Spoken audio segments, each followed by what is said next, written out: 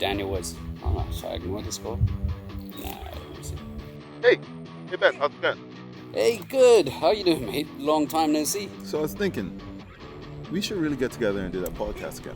Same thing with me, and I think we really need to get back on it. So, Yeah, let's make it happen. What are you doing? What are you doing today? well, I'm just finishing something now, but maybe 15 minutes from now, I could probably meet. Okay, I'll see you in 15. Cool. Meet at the regular place. Yeah, the regular spot. Okay, cool. See you there, mate. Hey, welcome to the spot. Good to see you, mate. Welcome to Willoughby. Yeah, let's get Long it, time mate. no see. Right? That's all right. Yeah, good to see you. Yes, we're gonna do it, yes.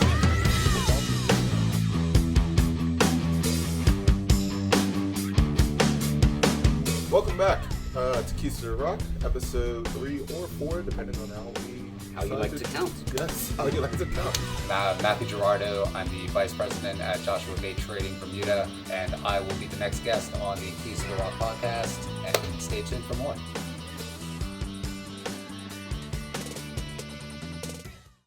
Hello, everyone. Welcome back to Keys to the Rock. My name is Ben Rigo. This is my good friend, the athletic Daniel Woods.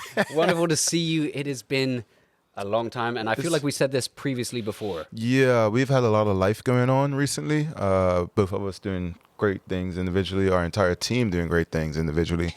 And now we said, hey, let's get back together and do that good old podcast thing. You asked me out again. And, Yeah. it's been a while, and sometimes distance, Well, you didn't get tired of getting stopped in the street and being like, hey, when's the podcast coming back? Yeah, and a lot of people have been saying that. And we truly love and appreciate all of that feedback. And, I think, as I said to you, as corny as it was yesterday, on a little sentimental voice note, but honestly, doing this has been amazing, just to kind of showcase different properties and all these sorts of things. But really, obviously, to reconnect and get back together, Yeah. Very inspirational, Yeah, we motivational always friend. we always but touch even base just really to well. connect with so many other people that we actually maybe don't know that well, and to big up their own businesses, their own endeavors.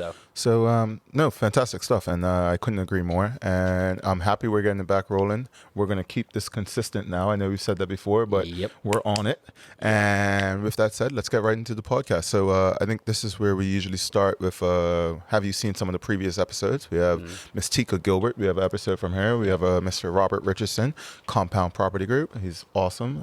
so is the company. So is the company, apparently. And then we also have Kareem James, who's no longer with BCB, but a lot of what he said still is present and being regularized at BCB, Bermuda Commercial Bank, that is.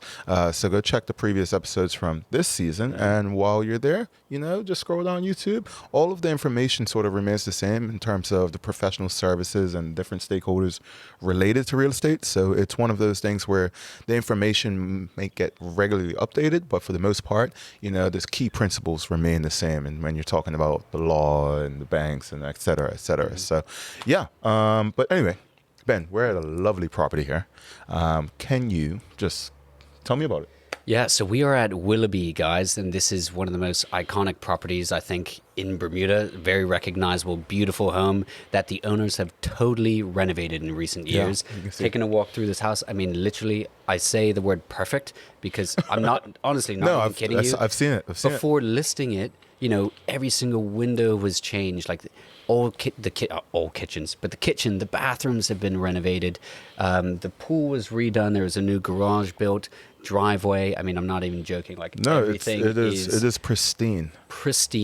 And it's honestly so refreshing to have not just properties, but sellers who have that same level of, and care with the attention to detail that you and I definitely both appreciate. No, from a valuation standpoint, yes, 100%. And then one of the key things that I picked up on with this not picked up on, but one of the key things that I love about this property is the location itself. So it's probably 10 minutes to the airport. So if you're traveling and family and whatnot, large lot of land here, and then it's just a straight shot. 1.84 acres. It's huge. And then it's just a straight shot into town, just North Shore all the way down, and you get into town. But so you mentioned some sellers and awesome people and stuff like that. Give us a little market update while we have you here, and just go through the regular spiel. It's been a while since the last time we got a market update in this form from you. Yeah, definitely. And the market overall definitely continues to be a good one if you're a homeowner. So whether you're a landlord or a seller, it's definitely still a good time overall.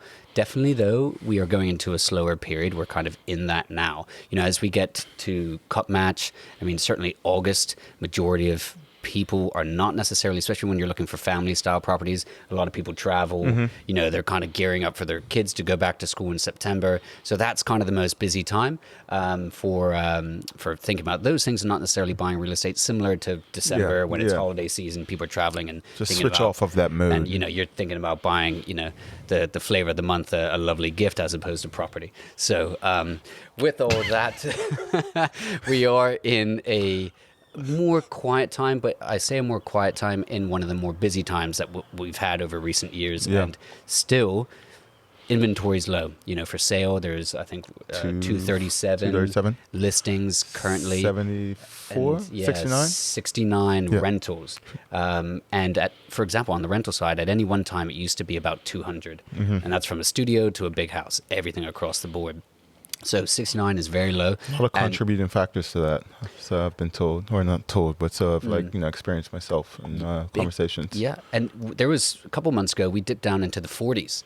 So to get back up to that level is encouraging if you're looking to rent, because it's simple economics of supply and demand with bidding wars and driving prices up and things. It's very difficult for the average Bermudian, I'd say. And it's a funny thing you say that, because 100%. It's also difficult no matter who's looking, because even if it's a funny thing, and I've been speaking with the minister about this a lot, but even if it's a lower medium price rental, right? And even if it is a work permit holder who's looking for that, they're competing with the non-Bermudians. So, with the Bermudians. So no matter who it is, Bermudian, expat, if they're here, if they have a work permit, they're working here. We want it where everyone can find housing, because that just takes one extra person off the demand, pile, and it just makes it easier for everyone. And so, just to add in, because I went to one of the chamber presentations or whatever, where they was discussing sort of some of the things that's impacting the cost of living and whatnot, and they went into the rental space, because obviously that's a large portion of, usually your rent is approximately about 30% of what you should be making. That's changed significantly for some, more than others. But go ahead. No, that's why you're renting that big house now, because your income, big leveling up, my boy. Anywho, so peep the truck. So people, peep the truck. So moving on, no more siders for Ben. So moving on, basically what you're looking at, there's been the Landlord and Tenant Act, which hasn't been updated, changed, or anything of that fashion, has made it very difficult and tough for landlords to basically evict tenants. Right now, I'm in the process of doing that, and we're on, I think they owe approximately $15K right now, $16K, and the ball is just getting rolling, taken to court. We're not going to see anything from it. So that in itself makes landlords be much more picky with who they're renting out to, because they have to go through those issues. And because of that, the ones that can choose to go and put them onto, say, Airbnb or those type of websites, they choose to do that because they have much more control, and the stipulations on those apps or whatever are a little bit more. It's almost like Uber, right? There's that mutual kind of, you get graded, they grade you type thing, right? Like, you know what I mean? There's consistency, and then on the same side, it's like COVID. You have COVID that popped up, which made people think that they need more space, and then maybe people want it also forced people to not live together. So people who were previously roommates or previously coupled up, split up, and now they're both taking one bedrooms, or they're both taking two bedrooms off the market. And then you have what is it? Came to Bermuda, the EIRC. Yeah, and the nomads. Digital nomads. That was huge. So all of that is just constantly. It's just all of these little things that have created sort of a pot. Even during COVID, a lot of Bermudians, like if they were working abroad, a lot of people thought and saw Bermuda as maybe a more bubble safe space to be. And so a lot of people came home. And, there's always doom and gloom people every day that you'll meet.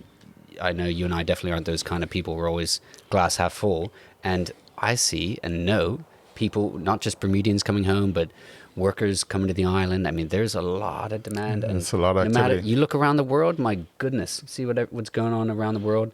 Everywhere has massive issues and problems for sure, and but Bermuda truly, obviously, is always another world, and that's why real estate is always in high demand. And we need some developers start building up. That leads to another point that I wanted to make sure I got out there, but I don't think it's, I think we're running. I just see our guest arriving right now. Yeah. He's got some beers, so we should probably speed Late up. arrival. Yeah, we're going to ask him a tough question that has nothing to do with what we're talking Yeah. about. But before we get into that, because this is sort of our cup match episode, and Amir, the underwriter, is giving us the hurry up signal. Yep. Shout out Amir. We need to... You're Somerset. I'm St. George's. Big time. And you so- live in Southampton, so anyway, but go on. So what we're going to do, I'm just disregarding that. So what we're going to do right now is you're going to just give me some points of need-to-know information that someone considering Somerset should think about when renting or buying a property. Just some fun facts about Somerset that will come to mind for you. Or you can do St. George's, and I'll do Somerset. You do St. George's, actually. What? Okay.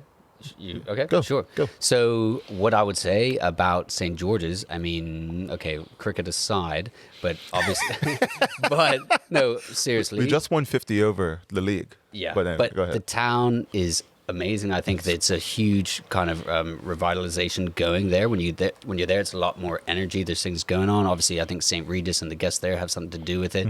Different Bermudian entrepreneurs getting involved. You talk about Whitehorse with Denny, and different things happening. Xander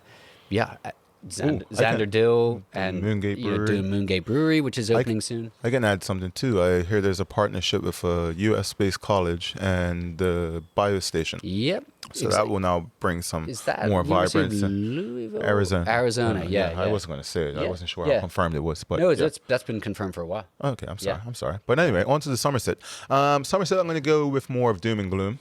As I've just recently been doing some work on Somerset, I looked at some of the rentals, and basically, Somerset can hit a ceiling, right? It's one of those things where it's no matter how big and grandiose you can do a property in Somerset, I feel like it's only going to rent.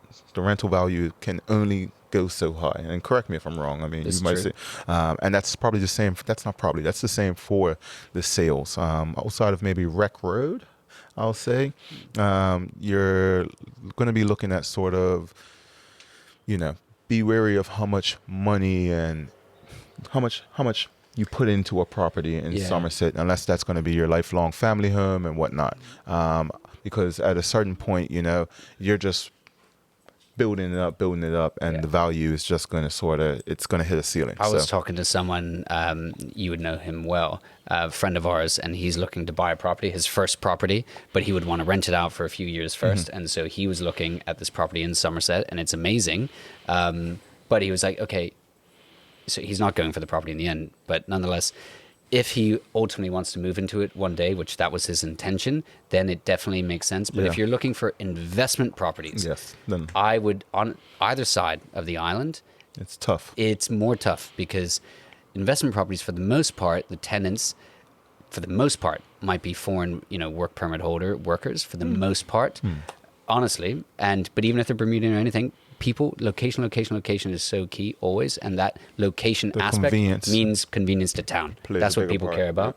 That's what people care about. And so with that being said, I find it hilarious and also frustrating that people who, maybe they come from New York and they're used to an hour and a half commute or whatever it might be, they're told by their departments and their friends and colleagues, like, oh, don't want to be west of Paget Lights. Just that kind of rhetoric, which is really unfortunate. Yeah, it's So, frustrating. I mean, that traffic. but Not a you fan. do, if you are looking, of course, Yeah, there's okay, low okay. inventory, everything rents. And certainly if you're looking to buy for your family, you get more bang for your buck either side of the island that you Yeah. go.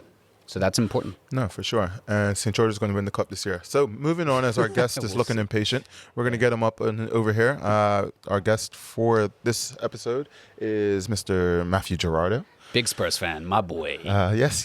A big Spurs fan. I don't know how that's working out for you guys. Big but, and Dombele fan as well, unfortunately. But he's the VP of Sales at Joshua Bates Trading Company. Did I say that correctly? I think so. And yeah, we're gonna bring him in. So I think this is where we do our We claps. do a little clap Yeah, and yeah. welcome Matthew on. Yeah.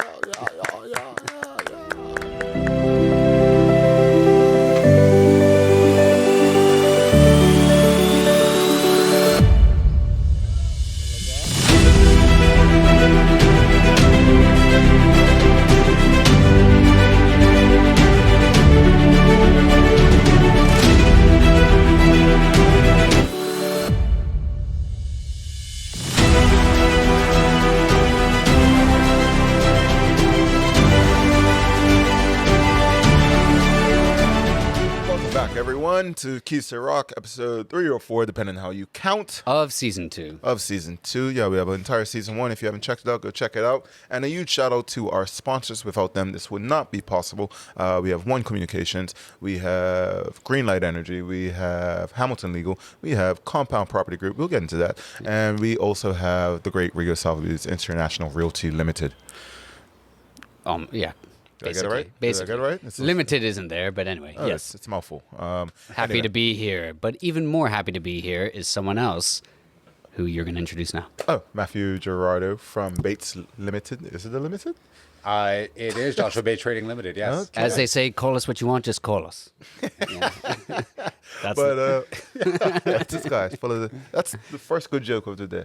well, I am a dad. The second good joke was your shoe choice. It's not a joke. Hey, look, Air Forces, they do not go out of style. So these are about 5 days old, newly off the market because I bought them. And I'm wearing low socks. But yeah, anyway, thank you. Thank you. So, anywho, Mathew, can you kindly just introduce yourself, tell us what you do, what Joshua Bates does, and just, give us a little bit of info about yourself. I appreciate the introduction. But yeah, Mathew Gerardo. I am the vice president of Joshua Bates Trading. I've been there for about 10 years now, 10 years in October. Congrats when it comes. Thank you. Yeah. Primarily known for appliance sales in Bermuda. That's sort of what everyone knows us for, but we do literally everything and anything except for countertops and cabinets. So furniture, flooring, lighting, tiles, you name it, 9 times out of 10, we will definitely do it. We bought in go-karts, golf carts, all sorts of John Deere tractors. Really? So literally your options are essentially endless, of course, unless you're looking for countertops and cabinets. So that's interesting even for me to hear because personally, I mean, we use you guys. My family views you guys. I know all of Bermuda uses you guys, but I actually didn't even know that you bring in furniture or let alone go-karts, so that's really interesting. So from a customer point of view, what is sort of the process and, what do they sort of do? If they're looking to renovate or they're looking to bring in things, how do they begin? So it depends obviously on what we're talking about. So appliance wise, we have a great deal of stuff that's in stock. So if it's something that you're looking for and that fits with sort of what you're trying to do, then you can buy from in stock. Of course, you're not limited to the appliances that we do carry. We are the authorized dealer for GE, so we do primarily specialize in GE appliances. But if people want to bring in different brands, obviously there's companies like Bosch, Thermador, KitchenAid, etc. We will literally work with pretty much most companies that exist in terms of the appliance world. Furniture-wise, flooring-wise, anything else besides that, essentially just send us what you're looking to get. Send us the web links. If that particular item comes in numerous sizes, numerous colors, numerous different configurations, just let us know your specifics. We'll send you a very detail-oriented breakdown of your quotation. Yeah. So you see the price of whatever it is in the U.S., you see the oceans freight, the customs, the duty, individually broken down, so you see exactly what you're paying and what it's going towards. Yeah. There's no hidden fees. There's no, oh, by the way, you owe this now that it's here. So you see exactly what you're paying. So it gives people the opportunity to sort of shop abroad while still shopping locally. Yeah. So it's a sort cool of a selling shipping point. service as well, essentially. In a sense, yeah. So obviously we bring everything in through our own containers, but you are buying whatever it is you are purchasing through Joshua Bates Trading, as opposed to a regular shipping company where you buy it, you send all of your details to the freight forwarder, and they coordinate it from there. Yeah. Okay. So, like, some of the perks that I always remember with using sort of local agencies, I'll say, is you guys have more of a market knowledge on what works well in Bermuda. That's something that people often find, right? Like, you purchase these stools and then you find out that they're mildew or something, something starts going off because of the humidity, the heat, or, Air Force Ones, things like that. But no, you're right. You're right. So what brands everything. or what do you really suggest? And is that that's probably got to be a key selling point, I assume. Right? Are we talking furniture-wise, or if we're talking a range. It could be the fridges. Yeah. Everything adapts different to Bermuda, right? So No, it's exactly. you see something online and you say, "Oh, I want this," but yeah. No, completely. It's like going on furniture, for instance. Like people will send me things that they find on Wayfair or Pottery Barn, and I will particularly look at the material.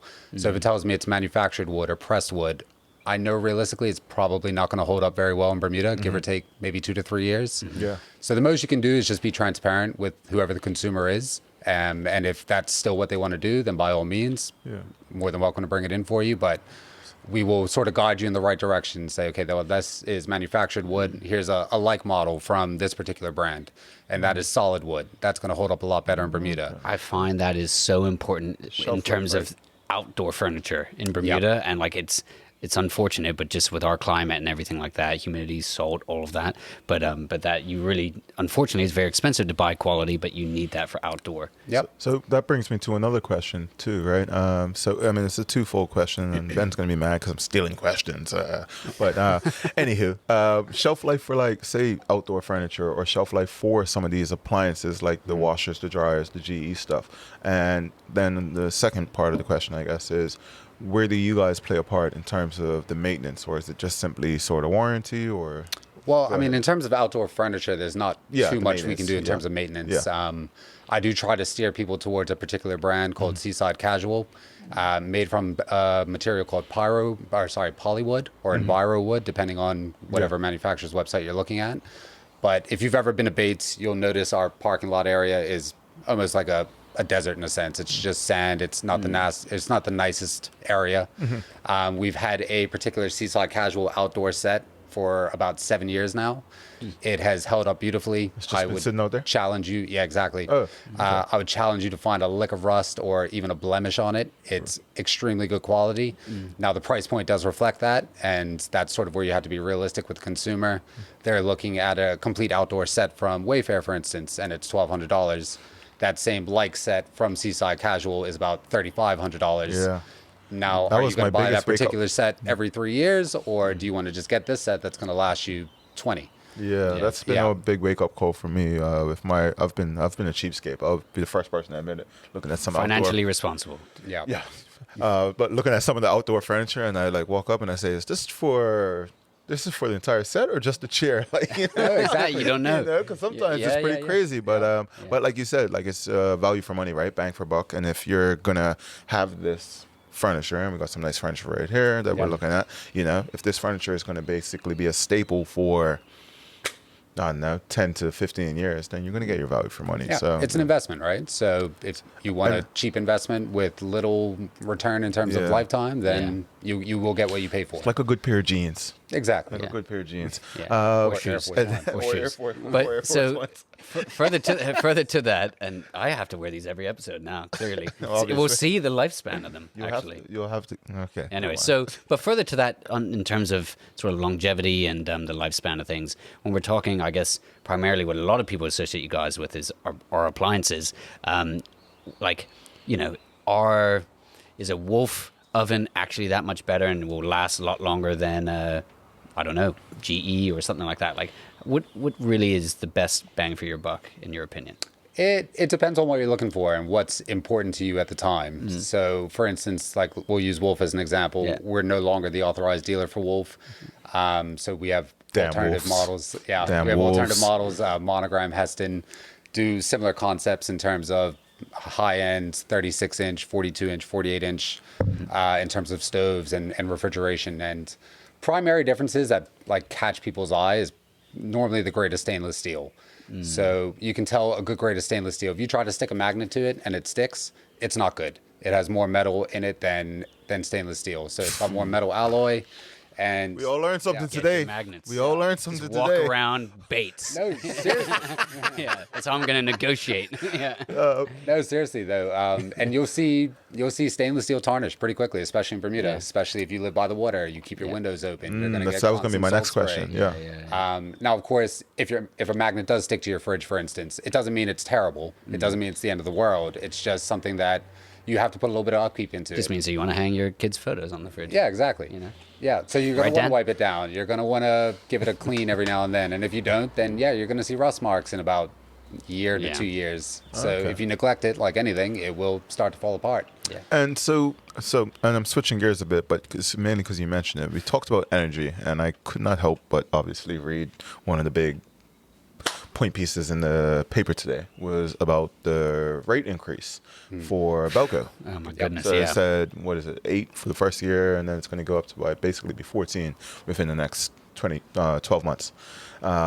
So with that said, how big a part is that now playing into sort of you guys selecting of models and, like energy efficiency? Walk us through sort of you guys' approach to that. And is that an area where, that should be a key selling point, I would assume or imagine? It should be. And again, it comes down to the price point. So I try to get a lot of Energy Star models in our showroom. I want that to be sort of an inventory keystone in a sense where I try to get away from the non-Energy Star models. And sorry, is that like a United States rated Energy Star? Yeah, so Energy Star is like a universal standard in terms of energy consumption. I knew that. I knew that. I knew that. Exactly.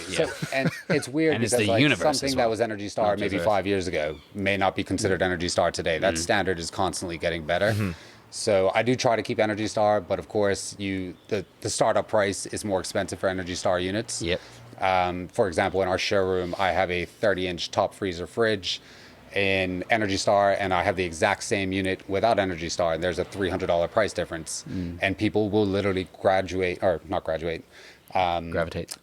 yes, thank you, gravitate towards the non-Energy Star because obviously the price point. So do you have, it's almost like solar panels, and so you can kind of compare the difference with them, but do you have like, how long would it take if you have the Energy Star version to make up that difference, to actually earn more than $300 back? When do you start to see it? How is that like you can even quantify? guess that. Is it And if you don't know, it is hard to quantify, and it of course depends on what sort of appliance we're talking about, and if it's a 220 volt or is it a 120 volt.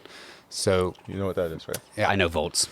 So for example, actually, I had a customer call me the other day, and she had a dryer that was about 30 years old, and I mean that's an accomplishment in itself. Yeah. Now electric dryer is 220 Sounds volt. like a fire. Yeah, and you can imagine a dryer from 1990 that was 220 volt is nowhere near as efficient as a dryer from 2024.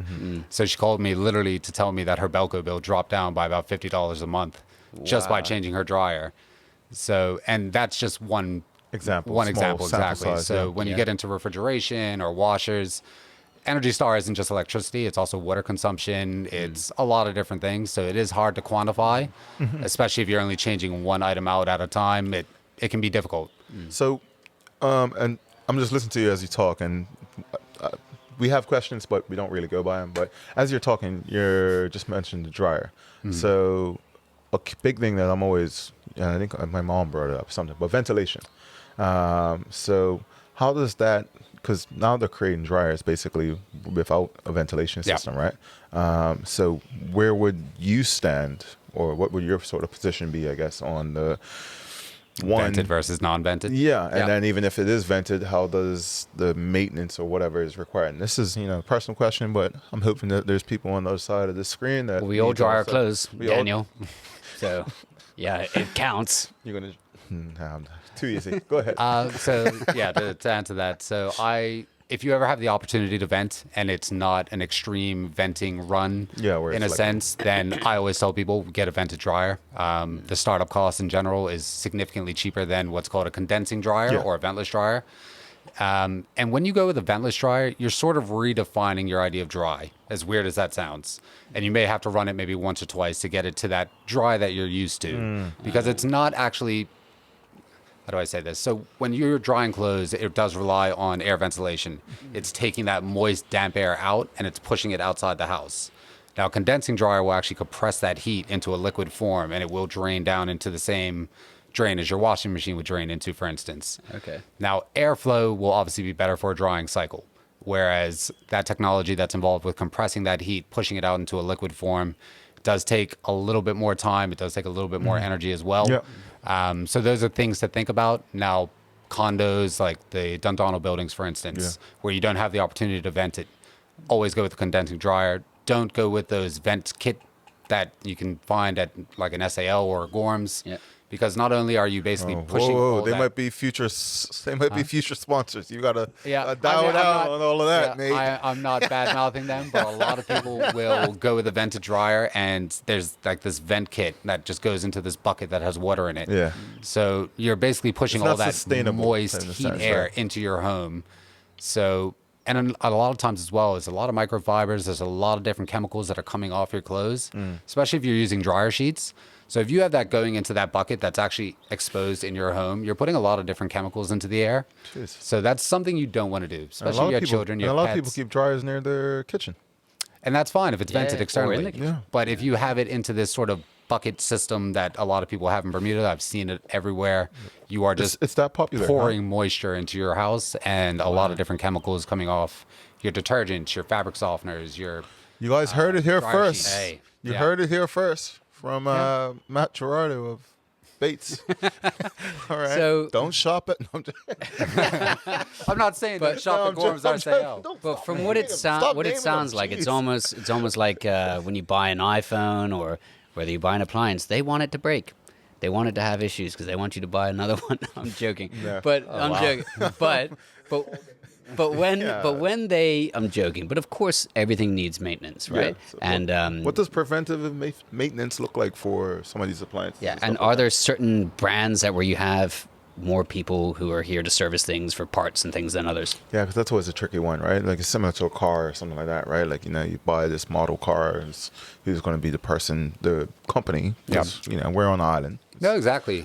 So yeah, I mean, buying an appliance where there's an actual dealer or Authorized. servicer that's going to work on that appliance, because a lot of people will bring in brands like Samsung, for instance, and they advertise things wonderfully, but unfortunately their appliance hasn't been as successful as they may have thought it would have been. And trying to find a technician in Bermuda that would work on that particular brand, for instance, can be a bit of a struggle. So it's one of the few brands we've actually decided not to bring in just because they are difficult to service. He's a So bad One of my mates has one of those, and He's a it's very bad cool mouther, with right? the screen. yeah. yeah. And I mean, I'm not bad mouthing Samsung. Sounds like Hey. bad mouth. Samsung. Competition's competition. So, I'll bring in a Samsung fridge for you and let me know how it's going in 3 years. yeah, there you go. There you go. Roll with us or get rolled over. But yeah, no, typically you want to go with a brand that we are the authorized dealer for. So GE, Speed Queen, Hot Point Tire. I mean, I can go on for a little bit, but we have technical support. We have parts on demand. We have technical reps on call that we can reach out to in the event that it's something that's sort of beyond us or something we haven't seen before. Yeah, this other layer doing of that sort of is it's protection, important, right? Yeah. exactly. So And it's not. I mean, like you said, like it's it's not a cheap. You're not buying. It's an expensive purchase, right? Like Yeah, I mean, exactly. like if you're spending 4 to 5 to upwards of close to 10 grand, depending on what you're getting. No, exactly. You want to make sure that you're protected. So with all of that said, our good intern friend Trey here, his hands are getting tired from holding up the questions. I think we've went through just about all of them. Is gas better than electric? depends what you're looking for. It's You hard. we need a. All right, we're gonna make that a poll of some sort. Yeah. Gas, Sure, electric, sure. gas, because you couldn't even give us a straight answer. Again, it depends on what you're looking As for. long as they work. Yeah. As long as they work. I tried and to throw and him on do the their spot. So job. most Yes. professional chefs or people that fancy themselves to be a chef would prefer to cook with a gas top. You get better Better in temperature hurricanes. control. Yes, better during hurricanes. You can actually light the top. Now, people that actually have a gas oven, it doesn't matter if you have power or not. You cannot use. Well, sorry, it does matter if you have power or not. But if you don't have power, you cannot use the actual oven part. Everything has an electronic ignition, so without electricity, you're not going to be able to actually use your oven. You can use the burners on top, which is great. I'm a big barbecue inside the house guy. Yeah, they call me Barbecue Benny. Yep. Outside the house, though. I bring it inside the house. Okay, Yeah, just yeah, give some warmth. yeah. But on that note, any more questions for yourself? No more questions, no. But no, thank you, Mathew Gerardo from Bates, big Spurs fan, love my boy. Thank you for joining us. Any final words? No, come on, you Spurs. Come on, you Spurs. And because you basically took out 2 of our potential sponsors, we look forward to your email. Okay. We're And going to your put his email sponsorship. right here. Yeah. And this is where we're going to email. And he's the going to sponsorship live proposal. sign sponsorship right now. Anyway, thank you very much. Cheers. Thank you for having Mathew me. Gerardo, ladies and gentlemen.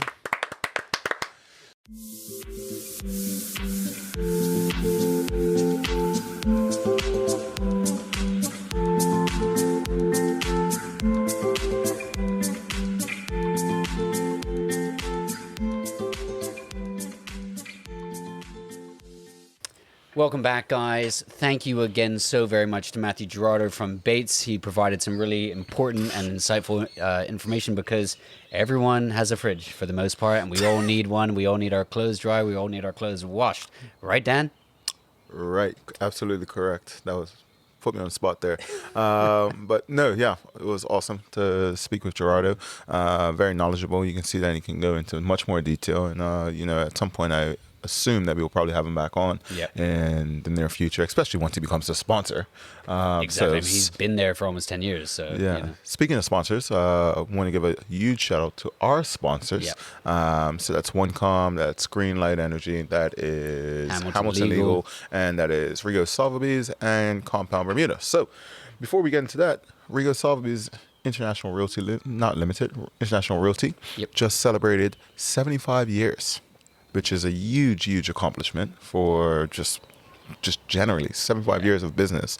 Means that you guys have skin in the game. You guys are day in, day out, you know, making things happen, and that would make you guys Bermuda's longest and most established real estate company in real estate business, still in business. And I mean, obviously, all joking aside, but no, it's a seriously emotional thing for our family and our business, and you know, our goal of helping, you know, everybody hopefully achieve what is such a milestone thing in so many people's lives, of, you know, home ownership.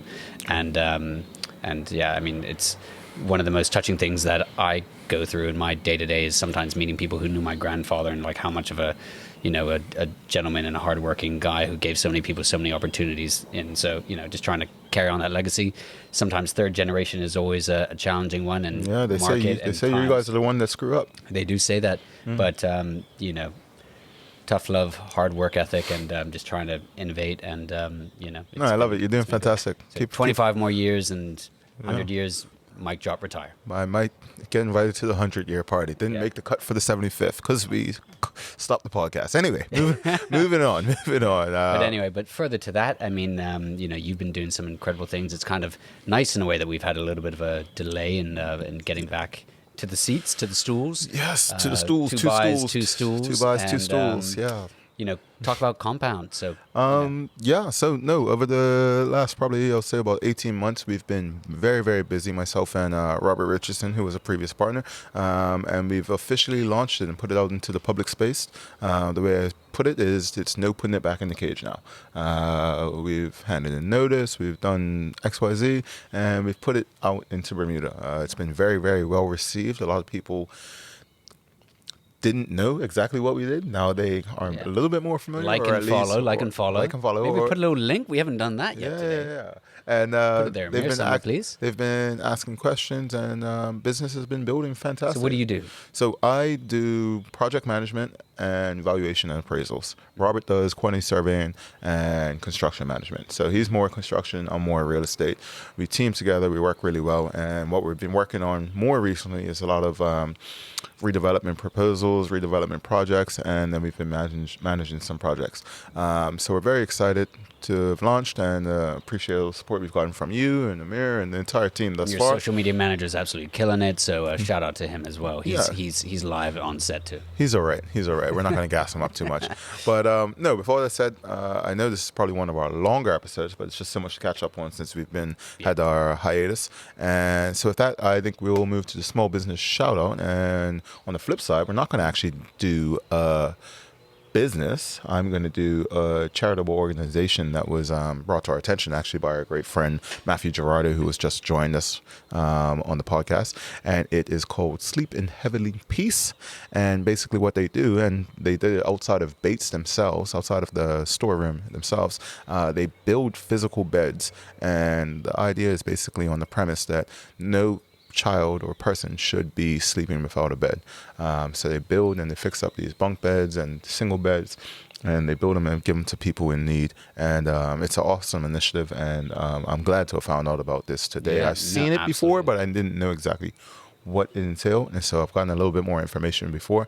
And so what we will do is actually Amir, our great underwriter, also videographer, will put something right here where we can, you can click the link and you can get involved in one fashion or another. But I think that's we do some key takeaways, but I think we're going to we'll just skip past that. It's been a great episode. Takeaway is that we are back, and certainly that looking forward to next episodes, different locations, different guests, and continuing the momentum. Yeah. So with all of that said, thanks for joining us on Keys to the Rock, episode 3 or 4, depending how we... Season 2. Yeah. Like, follow, share, tell your friends, and go back and watch some previous episodes. Dan Woods, Ben Rigos. Good night. Cheers, guys.